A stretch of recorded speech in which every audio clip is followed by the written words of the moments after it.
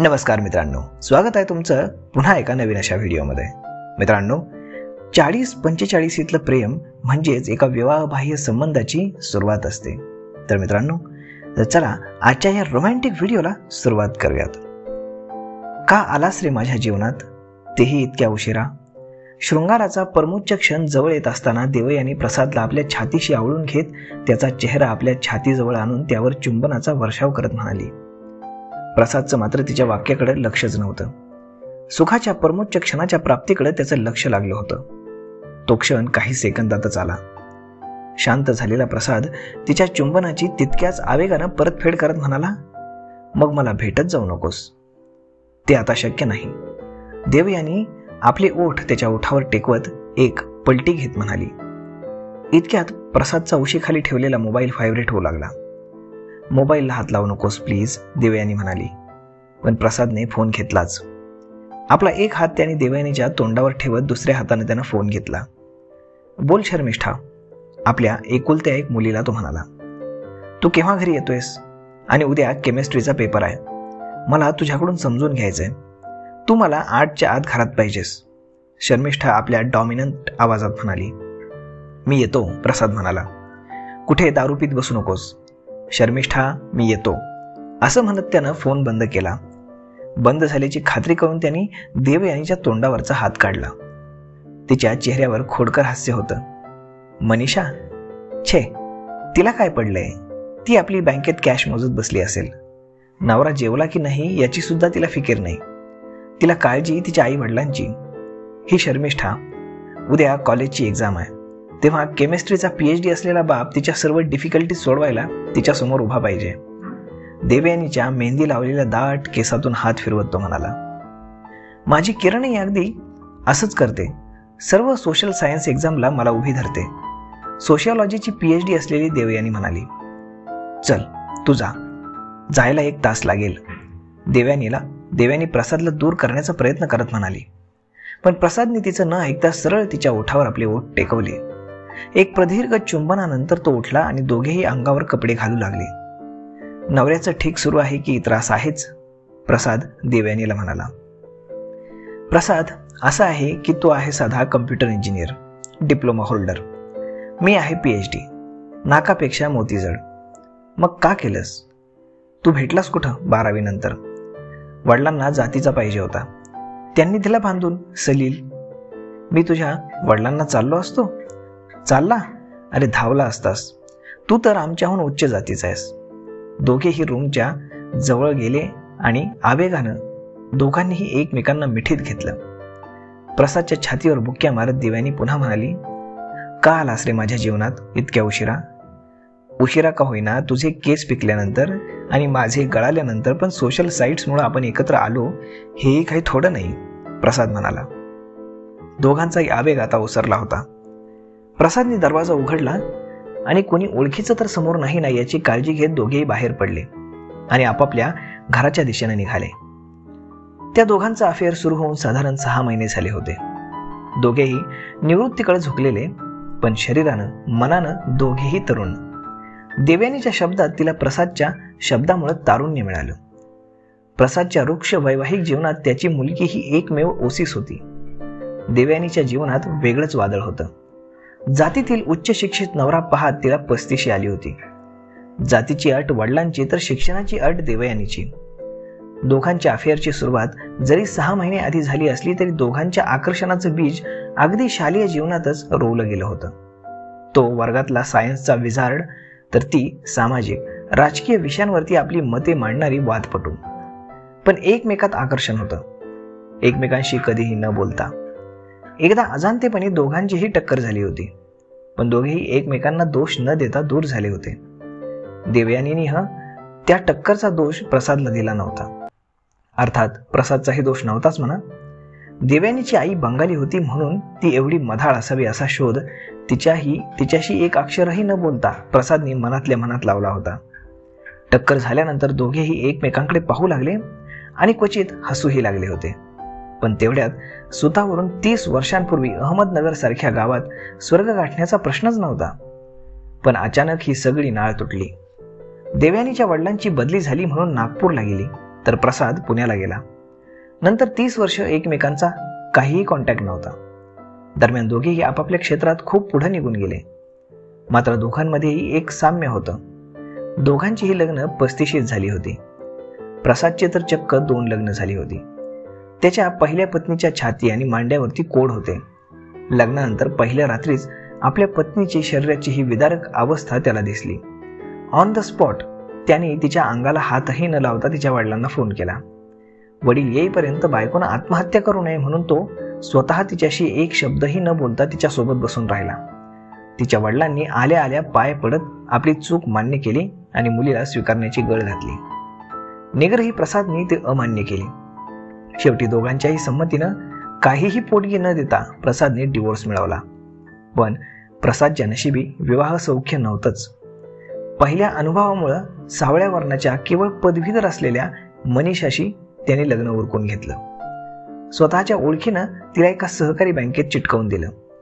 त्याला एक मुलगीही झाली. पण नंतर मनीषा सतत आजारी राहू लागली. त्यामुळं त्याच्या सेक्स लाईफचा प्रश्नच नव्हता. त्याला बायको मिळाली. ती दर 2-3 महिन्यापुरती औषधाला मिळायची. दुसऱ्यांदा डिवोर्स घेण्याचा प्रश्नच नव्हता. प्रसाद मनातल्या मनात कुढत होता. पण त्याची मुलगी शर्मिष्ठा त्याच्या पावलावर पाऊल टाकून सायन्समध्ये पुढे जात होती. इकडं देवयानीने सुद्धा पडतं घेतलं आणि शिक्षणाची अट बाजूला ठेवली आणि अखेर तिला सलील मिळाला. पण मनात सतत एक कॉम्प्लेक्स असल्यामुळं सलील देवयानीशी कधीही एकरूप होऊ शकला नाही. त्यांच्यातील दरी कायम राहिली. देवयानीचा स्वभाव प्रसादची बायको मनीषासारखा पहिल्या भेटीत भडाभडा ओकल्यासारखं बोलणारा नसला तरी तिच्या बोलण्यातून बऱ्याचदा हिंट मिळत असे. सोशल साईट्सच्या चॅटमध्ये आणि एकमेकांच्या घरी झालेल्या भेटीत तिनं शिताफीनं सलीलच्या शिक्षणाचा विषय टाळला होता. अर्थात तिचं हे टाळणं प्रसादच्या नजरेतून सुटलं नव्हतं. सलीलच्या शिक्षणाची वास्तविकता आणि त्यामुळे त्याच्या वागणुकीत डोकावणारी हिंसक वृत्ती याचं विदारक दर्शन देवयानीनं पहिल्यांदा सांगितलं तेव्हा ती त्याच्या मिठीत होती. मला हे अपेक्षितच होतं, प्रसाद तिला म्हणाला आणि तिच्या स्तनांवर आपली छाती दाबत त्यानं प्रश्न केला, हाऊ ही इज सेक्शुअली. देवयानीच्या चेहऱ्यावर त्याही अवस्थेत एक वेदना दिसली. तो माझ्या मुलीचा बाप आहे बस. माझी अवस्था काही येऊन वेगळी नाही, प्रसाद देवयानीला घट्ट मिठीत घेत म्हणला. ती मिठी इतकी घट्ट होती देवयानीचा श्वास रोखला गेला होता. प्रसादचा आवेग ओसरल्यानंतर तिने त्याला सांगितलं होतं. त्यानंतर मात्र प्रसादने आपला आवेग आवरता ठेवला होता. म्हणजे रूप, बुद्धिमत्ता, पैसे असूनही आपण दोघेही सेक्शुअली सॅटिस्फाईड नाहीत तर. आणि म्हणूनच कदाचित त्या नियतीनं सोशल साईट्सद्वारे आपल्याला एकत्र आणलं असावं. देवयानीनं त्याचं चुंबन घेत त्याच्या वाक्यावर शिक्कामोर्तब केलं. त्यांच्यातले विवाहबाह्य संबंध सुद्धा सोशल साईट्सच्या माध्यमातून एकत्र आल्यानंतर सुमारे 1 वर्षानंतर सुरू झाले, तेही तिच्या पुढाकारानं. कशी आहे तुझी मनीषा? हॉटेलमध्ये कॉफी घेत असताना ती काहीशा खोचकपणे म्हणाली. पण तिची नजर मात्र प्रसादच्या चेहऱ्यावर खिळली होती. तिच्या खोचकतेकडे दुर्लक्ष करीत प्रसाद म्हणाला, किरण कशी आहे? तुझी आठवण काढते. आई तुझा मित्र सिनेटरवरती निवडून आलाय म्हणत होती. खोडकर हसत देवयानी म्हणाली. मग तू काय म्हणालीस? प्रसाद म्हणाला. ते जाऊ दे. मनीषा, शर्मिष्ठा कशी आहेत? देवयानी म्हणाली. देवयानी तू काय उत्तर दिलंस? आडेल तट्टू पत्रकाराप्रमाणे प्रसाद म्हणाला. देवयानीची मान खालीच होती. पण तिच्या गालावर उघळलेले अश्रू प्रसादने पुसण्यासाठी हात समोर केले. पण तिला स्पर्श कसा करायचा हा मनात विचार करून मागे घेतले. पण तितक्याच देवयानीनं आवेगानं त्याचे हात धरले आणि त्याच्या हातावर चेहरा ठेवून ती स्फुंदू लागली. प्रसादने ती संधी सोडली नाही. त्याने तिला थोपटून शांत केलं आणि बिल देऊन तिला सरळ टॅक्सीत बसवलं. चलो जोगेश्वरी. देवयानीनं काहीही बोलण्याचा प्रयत्न केला नाही. पण प्रसादने तिला खुणेनं चूप बसायला सांगितलं. टॅक्सीच्या प्रवासात दोघेही एकमेकांशी काहीही बोलले नाहीत. प्रसादने टॅक्सी आडवळणावर एका जुनाट इमारतीसमोर थांबवली. देवयानीने प्रश्नार्थक मुद्रेनं त्याच्याकडे पाहिलं. चल उतर, असं म्हणत प्रसादने टॅक्सीचं भाडं दिलं. जुनाट इमारतीतील छोट्याशा जिन्यानं ते दोघे दुसऱ्या मजल्यावर गेले. त्यातील एका फ्लॅटच्या बंद दारावर पाटी होती, प्राचार्य प्रसाद देशपांडे. ओहो, तर हे तुझं दुसरं घर? देवयानी म्हणाली. आतापर्यंत भाडेकरू होता, सोडून गेला. तुझ्याशी मनमोकळ्या गप्पा मारायला हॉटेलहून चांगली जागा आहे. देवयानीचा चेहरा चांगलाच दुखावलेला होता. वन रूम किचनच्या छोटेखानी घरात एक प्रशस्त बेड होता. तू बस, मी खालून पाणी आणि खायचं आणतो, असं म्हणत प्रसादने तिला फॅन आणि AC ऑन करून दिला. खालून येताना पाण्याच्या बाटल्या, बिस्किट आणताना तो कॉन्डोम घ्यायला विसरला नाही. लईच उघडून तो आत आला. तोपर्यंत देवयानी त्याच्या बेडवर चक्क झोपली होती. तो तिच्या जवळ बसत म्हणाला, उठ देवयानी. पण ती उठली नाही. प्रसादने तिच्या स्लीवलेस घातलेल्या दांडाला धरून हलवलं. ती एकदम उठून बसली. मला एकदम झोप लागली रे प्रसाद. देवयानी, तू मघाशी का रडलीस? देवयानीचा चेहरा पुन्हा एकदा विदीर्ण झाला. प्रसादच्या खांद्यावर डोकं टेकवून ती रडू लागली. सलीलला तुझं नाव घेतलेलं आवडत नाही. त्याला उगाच असं वाटतं की तू मला आवडतोस. देवयानी, मग मी तुला आवडत नाही? मी तसं कुठे म्हणाली? प्रसादच्या खांद्यावर ठेवलेली मान न हलवत खालच्या नजरेनं देवयानी म्हणाली. प्रसादने या संधीचा फायदा घेतला. तिचा चेहरा उंजळीत धरून आपल्या चेहऱ्यावर आणत तो म्हणाला, तू का रडलीस? प्रसाद, आपण दोघेही समव्यवसायिक. सलीलला असं वाटतं की मी तुझ्यावर फिदा आहे. नाही का मग? देवयानी त्याला हळूच चापट मारत म्हणाली. पण रडलीस का? प्रसाद, समटाइम्स ही इज व्हायलंट. आणि ती रडू लागली. Sometimes or always? देवयानीनं काहीच उत्तर दिलं नाही. त्या दिवशी तसंच झालं. किरणने तुझा उल्लेख माझा मित्र म्हणून केला याचा त्याला राग आला आणि त्याने तो राग माझ्यावर अगदी दूध उतू गेल्याच्या क्षुल्लक कारणावरून काढला, एक थोबाडीत मारून, तेही किरणच्या देखत. हुंदके देणाऱ्या देवयानीला प्रसादने मिठीत घेतलं. तिचे स्तन आपल्या छातीवरती दाबले. प्रसादचा हात तिच्या पाठीवरून कमरेपर्यंत खाली सरकला होता. 50कडे असलेली आणि एका मुलीची आई असली तरीही तिची फिगर टाईट होती. सोशल साईट्सद्वारे झालेल्या ओळखीनंतर पहिल्याच भेटीत प्रसादच्या डोक्यावरील अर्धचंद्राकडे पाहत देवयानी म्हणाली, लवकर म्हातारा व्हायला लागलास की तू. छे ग, टक्कल हे तर बुद्धिमत्तेचं लक्षण आहे, हसत प्रसाद म्हणाला. बाजूला तिचा नवरा सलील बसला होता. मी मात्र फॉर्म आणि फिगर टिकवून आहे.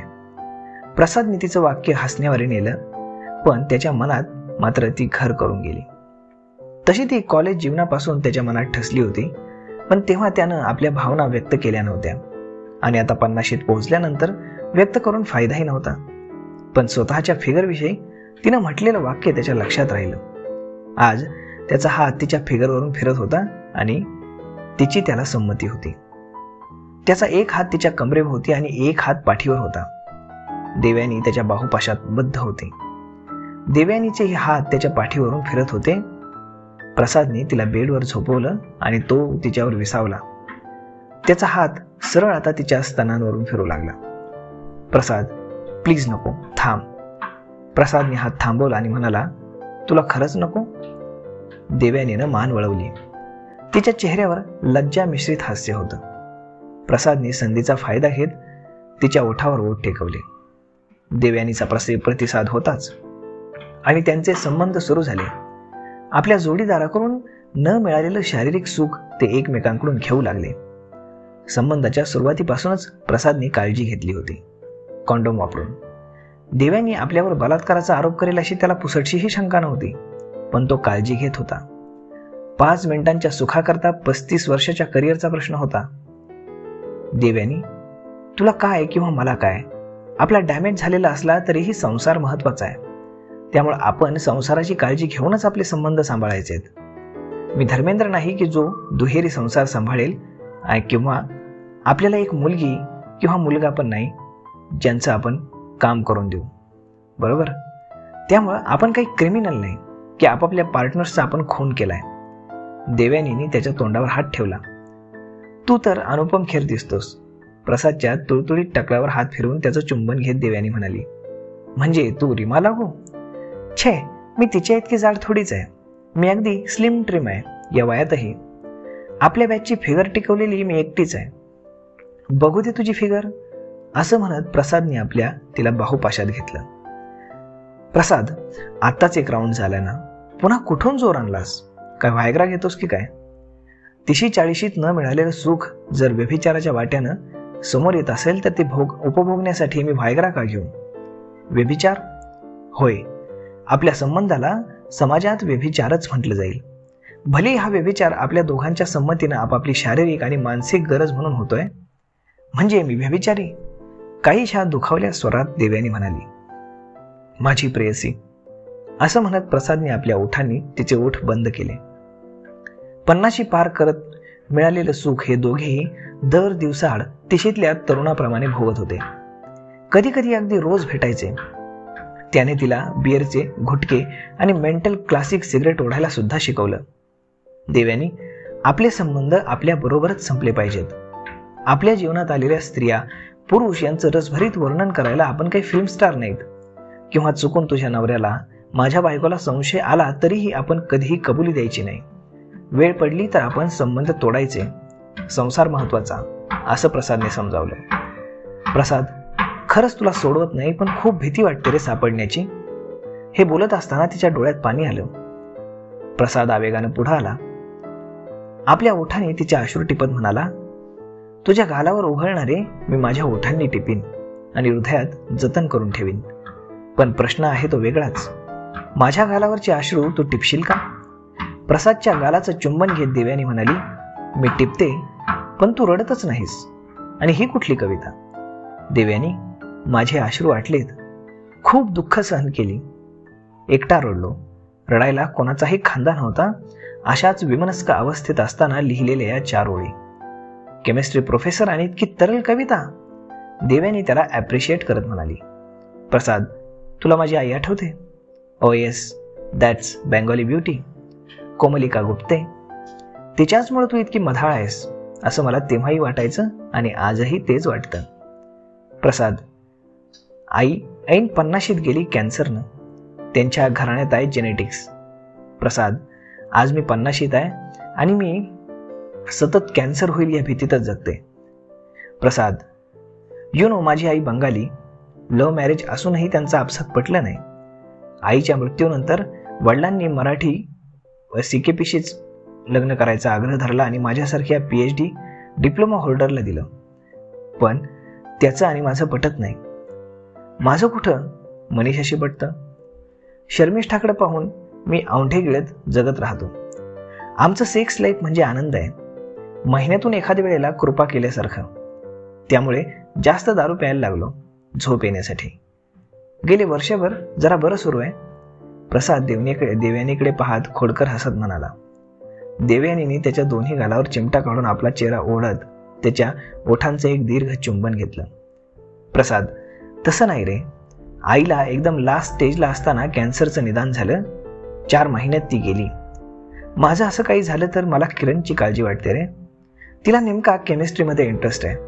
त्यामुळे तुझी भाषणं, लेख ती सतत वाचत असते. अगं, जेनेटिक्स रिपोर्ट होईलच असं नाही, किंवा जेनेटिक्स रिपीट होईल असं नाही. माझ्या बायकोची मावशी म्हणजेच आमच्या लग्नाच्या आधी कॅन्सर होऊन गेली. आजही जिवंत आहे ती. प्रसादने तिला दिलासा देत म्हटलं. प्रसाद, जेनेटिकली काही रोग असतात. मानसिकरित्या खचल्यासारख्या वाटणाऱ्या देवयानीला प्रसादने आपल्या मिठीत घेतलं. अचानक काहीतरी आठवल्यासारखं देवयानी म्हणाली, शर्मिष्ठा हे नाव बंगाली तू कसं ठेवलंस?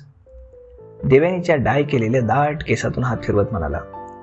तो म्हणाला, तू मला कॉलेजमध्येच आवडली होतीस, पण प्रेम व्यक्त करण्याच्या आधीच आपली ताटातूट झाली. मला तुझं नाव फार आवडायचं. ययातीच्या पहिल्या पत्नीचं नाव देवयानी तर दुसरीचं नाव शर्मिष्ठा. पुढं माझ्या लग्नाचे असे धिंडवडे निघाल्यानंतर अगदी माझ्यासारखी दिसणारी माझी मुलगी ही महाभारतातली कालीन गोष्ट आठवली आणि मुलीचं नाव शर्मिष्ठा ठेवलं. बरं झालं देवयानी नाही ठेवलंस. प्रसादचे गाल ओढत ती आपल्या गालावर घासत म्हणाली. आतापर्यंत सिरियस मूडमधली देवयानी आता नॉर्मल झाली होती. प्रसाद देवयानीचे विवाहबाह्य संबंध सुरू होऊन आता जवळपास 2 वर्ष होत आली होती. त्यांचा मीटिंग पॉइंट प्रसादच्या दुसऱ्या घरी असायचा. दोघांच्याही घरी याचा थांग पत्ता नव्हता. सर्व निर्धोकपणे सुरू होतं. पण एक दिवस तो प्रसंग आलाच. नेहमीप्रमाणे देवयानी आली. तिचा चेहरा जरा थकलेला जाणवत होता. प्रसाद तयार होताच. शृंगार रसात असतानाच देवयानीचे हात ढिले पडले. तिचा चेहरा वाकडा झाला. घाबरून प्रसादने तिला आपल्यापासून दूर केलं. तोंडातून फेसही आला. प्रसादने तिच्या तोंडावर पाण्याचा हपका मारला. देवयानीने डोळे उघडले. काय झालं देवयानी? देवयानीची थरथर अजूनही कमी होत नव्हती. ती वॉशरूममध्ये जाऊन आली. चेहरा स्वच्छ धुतल्यानंतर ती म्हणाली, प्रसाद, मी जाते. मी तुझ्याबरोबर येतो, काळजी करू नकोस. मी तुझ्या घरापासूनच दूर उतरतो. But I will not leave you alone. Jogeshwari ते दादर या टॅक्सी प्रवासात देवयानी त्याच्या मांडीवर डोकं ठेवून झोपली होती. प्रसाद तिला थोपटत होता. अचानक ती म्हणाली, प्रसाद, मला भीती वाटते. कॅन्सर तर नसेल? काहीतरीच काय? प्रसाद म्हणाला, आजच सगळ्या टेस्ट करून घे, कमी येऊ नको. तुला कारण माहीतच आहे. टेस्टचा रिझल्ट कळव. देवयानीच्या घरात एक चौक आधीच प्रसाद उतरला. टॅक्सी देवयानीला घेऊन समोर गेली. प्रसाद दुसरी टॅक्सी करत तिच्या मागे गेला. दरम्यान देवयानीने किरणला फोन करून बिल्डिंगच्या खाली उभं राहायला सांगितलं. प्रसादने आपली टॅक्सी थांबवली. किरण खाली आली होती. देवयानी तिच्या आधारानं बिल्डिंगमध्ये गेल्याचं त्यांनी पाहिलं आणि टॅक्सी जवळच्याच एका बारकडे वळवली. कुठल्याही प्रकारचा पुरावा राहू नये म्हणून दोघेही एकमेकांशी फार कमी संपर्क ठेवायचे. क्वचित एकमेकांच्या कॉलेजमध्ये फोन करायचे. 50शीत आपण तरुणांना लाजवेल इतकं लपून एकमेकांना भेटतो, प्रसाद गमतीनं तिला म्हणायचा. पण आज त्याला काळजी होती देवयानीच्या तब्येतीची. बिअरचा अख्खा जार त्यानं संपवला. वारंवार तो फोनचे मेसेजेस पाहत होता, पण देवयानीचा काहीच प्रतिसाद नव्हता. अखेर प्रसाद बाहेरच्या बाहेर पडला. टॅक्सीनं आपल्या घरी पोहोचला. पोटात बिअर असूनही देवयानीच्या काळजीनं त्याला बराच उशिरापर्यंत झोप लागली नाही. चक्कर आली हे घरात कोणालाही न सांगता सरळ टेस्ट कर असं त्याने तिला सांगितलं होतं. 2-3 दिवस गेले. देवयानीचा काहीच प्रतिसाद नव्हता. प्रसादने तिच्या कॉलेजमध्येही फोन केला तेव्हा ती सुट्टीवर असल्याचं कळलं. प्रसादची अवस्था पाण्याविना तळमळणाऱ्या माशासारखी झाली होती. देवयानीच्या घरात आसपास तोही चक्कर मारू लागला. अचानक तो कॉलेजच्या स्टाफ रूम मध्ये असताना त्याचा फोन वाजला. हॅलो हॅलो हॅलो म्हणता क्षणीच पलीकडून आवाज आला. Prasad, it's finished. I have brain cancer. काय?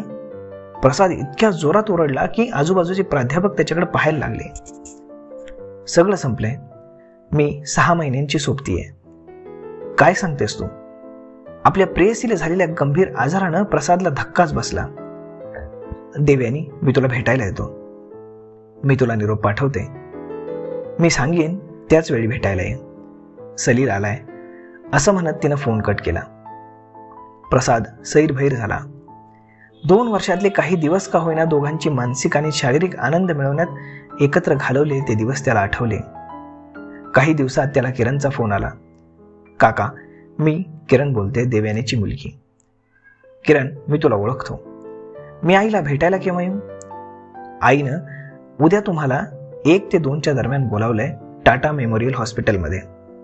ओके, मी पोहोचतो. दुसऱ्या दिवशी प्रसाद 1च्या आधीच देवयानीला भेटायला पोहोचला. रूममध्ये ती एकटीच झोपून होती. प्रसादला पाहताच तिनं उठण्याचा प्रयत्न केला. त्याच वेळी केस काढलेलं डोकं दिसलं. दाट केस, लाईट्स. ऑपरेशन करण्यासाठी काढले होते. प्रसाद तिच्याजवळ बसला. तिला त्यानं बसण्यास मदत केली. त्याच्या गळ्यात हात टाकून देवयानी रडली. प्रसाद, मी चालले रे. त्याने तिच्या केस काढलेल्या डोक्याचा किस घेतला. प्रसाद, मी तुला टकल्या म्हणायची, आज मीच टकली झाली. तू एकटीच आहेस, कोणी येणार नाही म्हणून तर मी तुला बोलावलं. दोघांच्याही डोळ्यात अश्रू ओघळत होते आणि दोघेही एकमेकांच्या गालावरचे अश्रू आपल्या ओठांनी टिपत होते. इट्स फिनिश प्रसाद. जणू मी काही पाप केलं आणि त्याची सजा मला मिळाली, देवयानी म्हणाली. आपले संबंध जणू काही पाप ठरले. जे घडलं ते पाप नाही, कारण मी पाप पुण्यच मानत नाही आणि आपल्या संबंधांना आपण दोघेही सारखेच जबाबदार आहोत. मी बोलून दाखवलं नाही, पण मला तू आवडायचीस अगदी कॉलेजपासून. आपण पुन्हा भेटलो तेव्हाही माझ्या त्याच भावना होत्या, पण मी त्या व्यक्त केल्या असत्या आणि तुझा रिस्पॉन्स निगेटिव्ह आला असता तर तू माझी बदनामी पण करू शकली असतीस. त्यामुळे तुझा पुढाकार हा महत्वाचा होता. आपले संबंध कोणालाही कळणार नाहीत, प्रसाद म्हणाला. ती खात्री आहे, पण किरणकडे लक्ष दे. तिला नेमका केमिस्ट्री आवडतो आणि सलील तिला नीट गाईड करू शकत नाही. मी तिला सांगितलंय, देवयानी निर्वानिरव करत म्हणाली. देवयानी, शर्मिष्ठाला सोशिओलॉजी आवडतं. आता तू नसशील तिला गाईड करायला. पण मी किरणकडे लक्ष देईन, प्रसाद म्हणाला. प्रसाद, का आलास रे माझ्या जीवनात इतक्या उशिरा? देवयानीने तेच वाक्य पुन्हा म्हटलं जी ती प्रत्येक भेटीत म्हणायची. प्रसाद तिला जवळ घेऊन थोपटत राहिला. प्रसाद, तू आता जा. माझ्याविषयीची बातमी तुला किरण देत जाईल. तू तिच्याशीच बोल. माझ्यात ताकद असली तर मी फोन करीन. सलील यायची वेळ झाली, देवयानी म्हणाली. प्रसाद उठला. दोघांनी एकमेकांकडे करुण नजरेने पाहिलं आणि दोघांच्याही डोळ्यात आसू आली. हृदयावर दगड ठेवून प्रसाद रूमच्या बाहेर पडला, पण तो देवयानीच्या एका वाक्याने सुखावला होता. प्रसाद, तुझ्या मिठीत काढलेली ती 2 वर्ष माझ्या आयुष्यातले सगळ्यात चांगले दिवस होते. तो दरवाजाबाहेर पडत असताना देवयानी म्हणाली होती. अस्वस्थ मनस्थितीत रस्ता ओलांडून तो पलीकडे गेला. देवयानीची आठवण उचंबळून आल्यानं त्यानं मागं वळून पाहिलं तेव्हा त्याला पाठमोरा सलील दिसला. जर प्रसाद 5 मिनिटं देवयानी सोबत थांबला असता तर 2 वर्षांच्या संबंधात तो पहिल्यांदाच तिच्यासोबत एकटा सापडला असता. देवयानीच्या शार्प टायमिंगमुळे आज दोघेही वाचले. देवयानीची केमोथेरपीची ट्रीटमेंट सुरू झाली.